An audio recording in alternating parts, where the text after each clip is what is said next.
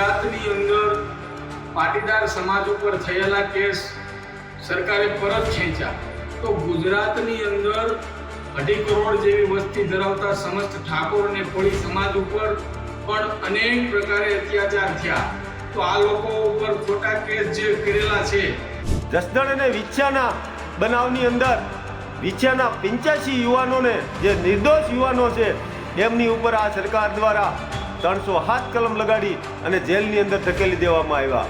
આ તકે જેવી રીતે ગુજરાત સરકાર દ્વારા પાટીદાર અનામત આંદોલન દરમિયાન થયેલા કેસો પરત ખેંચવામાં આવ્યા।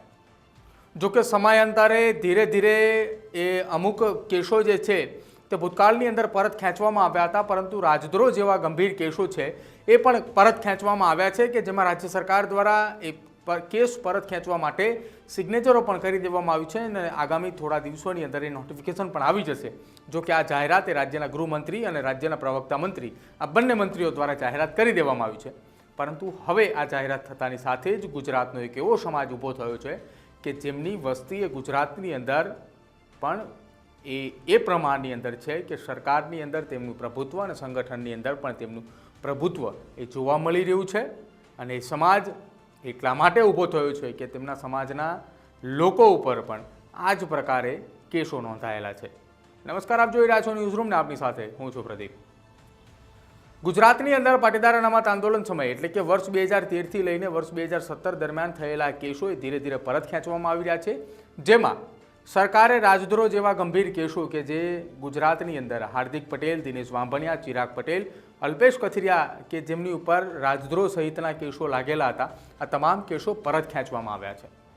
આ કેસો પરત ખેંચવાની સાથે જ હવે ગુજરાતની અંદર કોળી સમાજ પણ એ પોતાની માંગ સાથે એ સોશિયલ મીડિયાની અંદર રજૂઆતોની શરૂઆત કરી છે।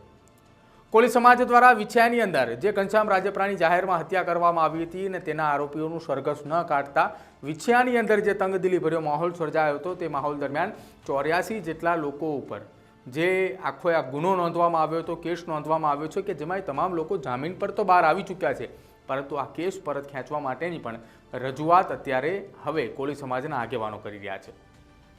કોળી સમાજના આગેવાનો એ માંગ કરી રહ્યા છે કે અમારા જે કોળી સમાજના ઘનશ્યામ રાજપરાની જેની જાહેરમાં હત્યા કરવામાં આવી હતી, પોલીસે એ આરોપીઓનો વરઘોડો નહોતો કાઢ્યો એટલે કોળી સમાજના લોકોએ પોલીસ સ્ટેશન ખાતે એકત્રિત થયા હતા, પરંતુ એ ટોળાની અંદર કેટલાક એવા લોકો હતા કે જે લોકો દ્વારા આ કામગીરી કરી હતી, જેના કારણે કોળી સમાજના યુવાનોને જેલમાં નાખવામાં આવ્યા છે।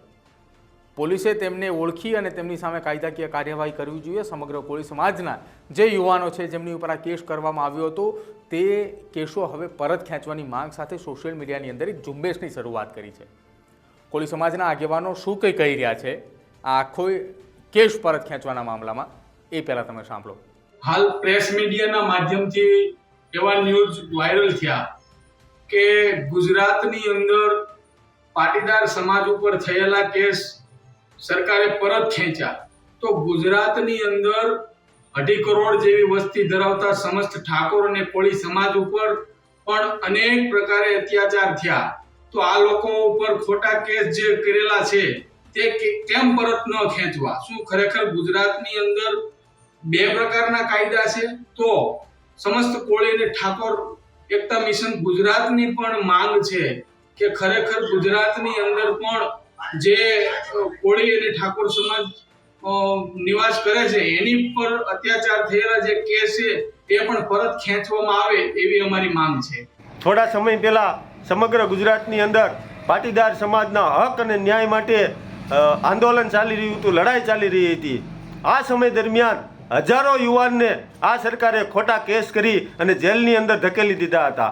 આ સમય દરમિયાન આખા ગુજરાતમાં પાટીદાર સમાજમાં ખૂબ મોટા પ્રમાણમાં લોક રોષ ફાટી નીકળતા આ સરકાર છે એ જાગી અને તમામ યુવાનોનો છે એ નામદાર હાઈકોર્ટ દ્વારા નિર્દોષ છે છુટકારો આપવામાં આવ્યો। આ ચુકાદાને અમે એક સામાજિક આગેવાન તરીકે આવકારીએ છીએ, પણ જસદણ અને વિછિયાના બનાવની અંદર વિછિયાના 85 યુવાનોને જે નિર્દોષ યુવાનો છે એમની ઉપર આ સરકાર દ્વારા 307 કલમ લગાડી અને જેલની અંદર ધકેલી દેવામાં આવ્યા। આ તકે જેવી રીતે પાટીદાર સમાજના યુવાનોને નિર્દોષ છુટકારો આપવામાં આવ્યો, એવો જ એક કોળી સમાજના આગેવાન, એક યુવાન તરીકે આ સરકારની અંદર અમે એક માંગ કરી રહ્યા છીએ કે આ 85 યુવાનોનો આગામી દિવસોની અંદર નિર્દોષ છે છુટકારો થવો જોઈએ. ગુજરાતની અંદર પાટીદાર સમાજની ન્યાય માંગણી માટે પાટીદાર સમાજના દીકરા દીકરીઓ ઉપર આ સરકાર દ્વારા નિર્દોષ યુવાન દીકરા દીકરીઓ ઉપર છે એ કેસ લગાડવામાં આવ્યા હતા. લાંબા સમયથી સંઘર્ષ કરતો પાટીદાર સમાજ, એ સમાજની એની માંગણી પણ છે સરકાર દ્વારા છે સંતોષવામાં આવી, પણ સોશિયલ મીડિયા અને ટીવીના માધ્યમથી જાણવા મળ્યું એ પ્રમાણે કે પાટીદાર સમાજના દીકરા દીકરીઓ ઉપર જે કેસ કરવામાં આવ્યા હતા એ આ સરકાર દ્વારા છે પરત ખેંચવામાં આવ્યા છે. થોડાક સમય પહેલા જસદણ અને વિછિયા વિસ્તારમાં પણ એક મર્ડરના કેસમાં વિછિયા તાલુકા કક્ષાએ ગ્રામ્ય વિસ્તારમાંથી છે ઘણા માણસો એકત્રિત છે થયા. એમની પણ છે ન્યાય માટેની છે લડત હતી. સરકાર દ્વારા છે એમને કહેવામાં આવ્યું હતું કે જે મર્ડર કરનાર જે આરોપીઓ છે એ આરોપીનું અમે છે સરઘસ કાઢવામાં છે આવશું, પણ વહીવટી રીતે કાયદાકીય રીતે સરઘસ ન કાઢતા જે એકત્રિત કોળી સમાજના જે યુવાનો જે એકત્રિત જે થયા હતા એમાં ક્યાંક અસામાજિક જે ટોળામાં ઘૂસીને ક્યાંક પોલીસ સ્ટેશન ઉપર જે પથ્થરમારો કરવામાં આવ્યો હતો, એના અનુસંધાને કોળી સમાજના 85 યુવાનો ઉપર આ સરકાર દ્વારા છે ખોટો કેસ અને 307 જેવી ગંભીર કલમ છે લગાડવામાં છે આવી. આ યુવાનોને પણ લાંબા સમય સુધી જેલમાં છે ધકેલવામાં છે આવ્યા. અત્યારે તો નામદાર કોર્ટ દ્વારા છે જામીન આપવામાં છે આવ્યા છે. પણ આ વિસ્તારના આગેવાન તરીકે અમારી પણ છે આ સરકારમાં છે એ માંગણી છે કે આ જે પથ્થરમારો જે થયો એમાં જે યુવાનોને જે પકડવામાં આવ્યા છે એમાં ક્યાંક યુવાનો ખરીદી કરવા માટે આવ્યા હતા, કોઈક દવાખાને છે એ આવ્યા હતા, કોઈક છે એ મજૂરી કરવા માટે છે એ આવ્યા હતા, કોઈક સામાજિક પ્રસંગ માટે બીજા ગામથી આ બાજુ જે આવતા હતા.